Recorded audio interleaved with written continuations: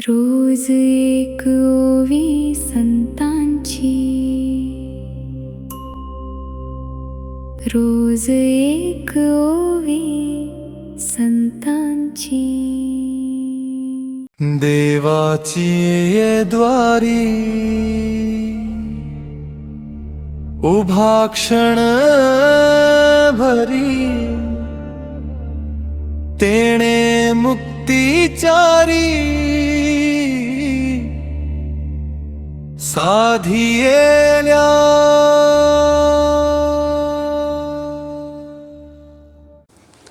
नमस्कार. रोज एक ओवी संतांची या मालिकेमध्ये सगळ्यांचं स्वागत. आज 49वा भाग आहे आणि हरिपाठाचा जो पहिला अभंग आहे, देवाचे द्वारी उभा क्षणभरी, तेणे मुक्ती चारी साधियेल्या. तर तेणे मुक्ती चारी साधियेल्या ही ओळ सगळेजण म्हणतात, पण त्या चार मुक्ती कोणत्या आणि एका क्षणामध्ये त्या कशा काय मिळू शकतात, याविषयी माऊलींनी अत्यंत सुंदर विवेचन केलं. आणि तो मुद्दा येऊन थांबतो तुमच्या श्रद्धेशी. तुमची श्रद्धा किती ताकदीची आहे त्याच्यावरती ते अवलंबून आहे. अलीकडच्या काळामध्ये तुम्हाला ठाऊकच आहे आपण कसा नमस्कार करतो. ते येता जाता जाताना देवळाच्या बाहेर थांबून असं करून पुढे निघून जातो आपण. परमेश्वरासुद्धा आपण काय केलं कळत नाही. मला तर नेहमी वाटतं की आपण परमेश्वराला म्हणतो की आत्ता वेळ नाही, यायला मी येताना शिरतो. असं काहीतरी एकाला विचारलं, मी असं काय केलं, तो म्हणाला प्रदक्षिणा मारल्या म्हणून.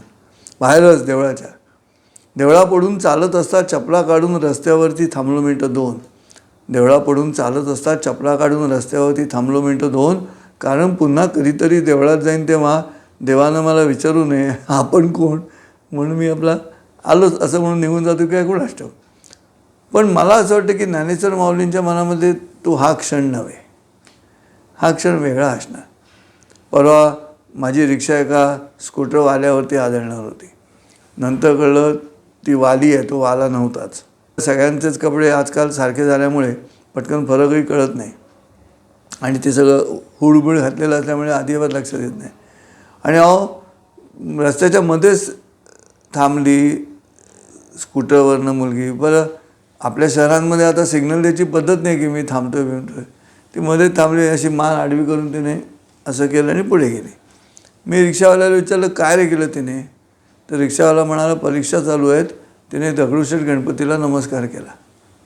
मला असं वाटलं की तर गणपती बहुतेक सोंड बाहेर काढून आधी फडकं काढा आधी, कारण नमस्कार करताना हे बांधलेलंच, मग करणार असा कोणी नमस्कार केला तो. म्हटलं गणपती बहुतेक सोंड बाहेर काढून ते फडकं काढा आधी असं म्हणणार. किमान ज्यांनी नमस्कार केला तो चेहरा तर दिसला पाहिजे. श्रोतेहो, विचार करा या गोष्टीचा की हा इतक्या हलकेपणानं घ्यायचा मुद्दा आहे का. उरकणं ही जी प्रक्रिया आहे ती इथे अपेक्षित नाही. आणि म्हणून ज्ञानेश्वर माऊली जे म्हणत आहेत की तेणे मुक्ती चारी साधियेल्या, देवाचे द्वारी उभा क्षणभरी. तो क्षण कोणता आहे, तो श्रद्धेनं भारलेला पाहिजे तरच ते शक्य आहे. आणि तो कसा आहे, चार मुक्ती सांगितलेल्या आहेत. पहिली कोणती आहे, ते पहिली आहे सरूपता. म्हणजे परमेश्वराचं दर्शन घेतलं, रूप पाहिलं. रूप पाहत आलोचने सुख झाले व साधणी. काय बघितलं मी, रूप बघितलं पहिलं. सरूपता, तिथे मला पहिली मुक्ती मिळाली. नुसतं दर्शन झाल्यानेच पहिली मुक्ती मिळाली. मग मी पूर्ण परमेश्वर बघितला. आधी मुख बघितलं, रूप बघितलं आणि आता पूर्ण परमेश्वर बघितला. म्हणून दुसरी मुक्ती मिळाली, ती आहे सलोकता. देवाचे द्वारी उभा क्षणभरी म्हणत असताना त्या एका क्षणामध्ये काय काय बघितलं, तर तो विठ्ठल उभा आहे विटेवरी. सुंदर ते ध्यान उभे विटेवरी, करकटावरी ठेवून या. हे काय आहे, याला म्हणतात सलोकता. पूर्ण अवलोकन केलं परमेश्वराच्या मूर्तीचं तेव्हा ते शक्य झालं, सलोकता. तिसरी कोणती आहे, समीपता.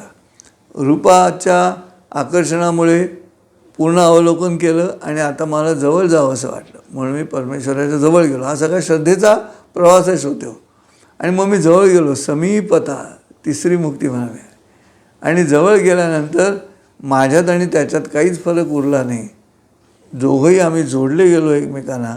युज म्हणजे जोडणे, संस्कृतमध्ये योग शब्द त्यातून तयार झालेला आहे. सायुज्यता अशी चौथी मुक्ती मिळाली जेव्हा माझं आणि परमेश्वराचं अद्वैत झालं. आम्ही दोघं एकच झालो. समोर की पाठीमोरा न कळे अशी परिस्थिती निर्माण झाली. आणि हे जेव्हा आपण विचार करतो तेव्हा स्वतःची तुलना करावी. माऊली म्हणतात की एका क्षणामध्ये तुम्हाला चारी मुक्ती साध्य होतात. देवाची द्वारी उभा क्षणभरी त्याने मुक्ती चारी साधी आल्या. पण तो नमस्कार हा आहे का? पहिला मुद्दा आहे. आपण इतक्या हलकेपणाने हा सगळाच भक्तीचा डोलारा घेतला आहे म्हणून अडचणी निर्माण होत आहेत. आमची श्रद्धा अशक्त झालेली आहे. आमची श्रद्धा फॅब्रिकेट झालेली आहे. आमच्या श्रद्धेला घनता नाही, ती दाट हवी. अत्यंत निरामय पद्धतीनं परमेश्वराच्या दर्शनाची ओढ लागली पाहिजे, भक्तीची ओढ लागली पाहिजे. ती लागत नाही म्हणून अडचण आहे. आणि हे सगळं तुमच्या भौतिक जगण्यामध्ये ट्रान्सफर होत जातं, शिफ्ट होत जातं. तुम्ही भक्तीत कसे आहात तसे तुमच्या भौतिकात तुम्ही असता. आणि आज आपण भक्तीमध्ये चंचल मनोवृत्तीनं भक्ती करतो म्हणून संसारामध्ये चंचल मनोवृत्ती आहे. भक्तीमध्ये आम्ही ठाम नाही म्हणून भौतिकात आम्ही ठाम नाही. रविवारी चर्चमध्ये जाणारे ख्रिश्चन श्रद्धेसाठी ठाम आहेत. रविवारचे तर ते ठामच आहेत. एकत्र येतात. काल मी एकत्र येण्याविषयी आपल्याशी गप्पा मारा. एकत्र येतात की नाही? येतात. शुक्रवारी नमाज पढायला मुसलमान एकत्र येतात की नाही? येतात. श्रद्धेनं येतात की नाही? येतात. आपलं पद बघतात? नाही बघत. माझ्याबरोबर आम्ही निघालो होतो त्या मुंबईच्या धक्क्यावरती सुद्धा जेव्हा खलाशी आणि कामगार नमाज पढत होते तर सुटाबुटातला आमच्या कॉन्फरन्ससाठी आलेला डॉक्टर संजयजी मैं अभी आता हूँ असं म्हणून तिकडे गेला. बूट काढले. त्या सुटाबुटासहित त्या खलाशांबरोबर त्यांनी नमाज पडला. दुसऱ्याचं चांगलं ते घ्यावं. आम्ही ती कट्टरता आहे का? हाही तो मुद्दा असतो. आणि म्हणून मला माऊलींचा अभंग नेहमी हसूही येतं रस्त्यावरचे लोक नमस्कार करताना बघून. माझा एक मित्र त्यांनी नवीन गाडी घेतली आणि मग म्हणाला चल. म्हटलं चल गाडीतून फिरायला. म्हणून बसलो तर सारसबागेच्या गणपती अशी आला तो. त्यांनी भर ट्रॅफिकमध्ये गाडी थांबवली. त्याच्या बाजूच्या बटनांच्या माध्यमातून माझ्या बाजूची काच खाली केली त्यांनी आणि असं काचेतून खाली वाकून गणपती दिसत नाही पण नुसतं त्या दिशेला बघून असा नमस्कार केला. तर तोपर्यंत मागे सुरू झालं ते टाय टाय टाय हॉर्न वाजवायला सुरुवात झाली होती. तर मी म्हटलं अरे हे काय करतोस तू? म्हणते पाठीमागे हॉर्न वाजत आहेत. ते हॉर्न नाही वाजत. मग गणपती प्रतिसाद देतो आहे, आशीर्वाद देतो आहे मला. म्हणजे सारसबागेला गणपती ह्याच्या नवीन गाडीला मागचे हॉर्न वाजवते ट्रॅफिक जामचे, त्याच्यामध्ये ह्याला आशीर्वाद ऐकू येत होता. इतकी चंचलता चालेल का हो? तसं नाही चालेल. मला असं वाटतं की आता आषाढी वारीच्या निमित्ताने तुम्हाला जर श्रद्धा बघायची असेल ना तर वारीत जा. त्या वारकऱ्यांचे चेहरे बघा. माऊली माऊली म्हणत एकमेकांकडे ज्या पद्धतीनं बघतात, बोलतात, हाक मारतात. पाय लागला एकमेकांना तरी माऊली माऊली सांभाळून माऊली माऊली करतात. किती छान.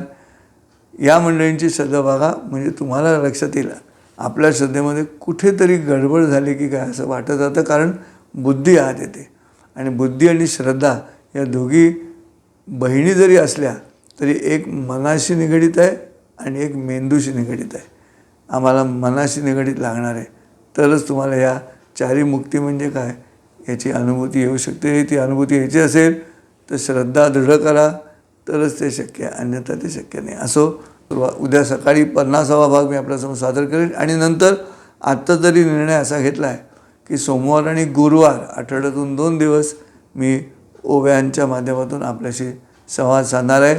मध्ये मंगळवार, बुधवार, शुक्रवार, शनिवार आणि रविवार या ठिकाणी काही वेगळं साहित्य आपल्यासमोर सादर करण्याची इच्छा आहे. ते काय आहे ते मी तुम्हाला उद्या सांगेन.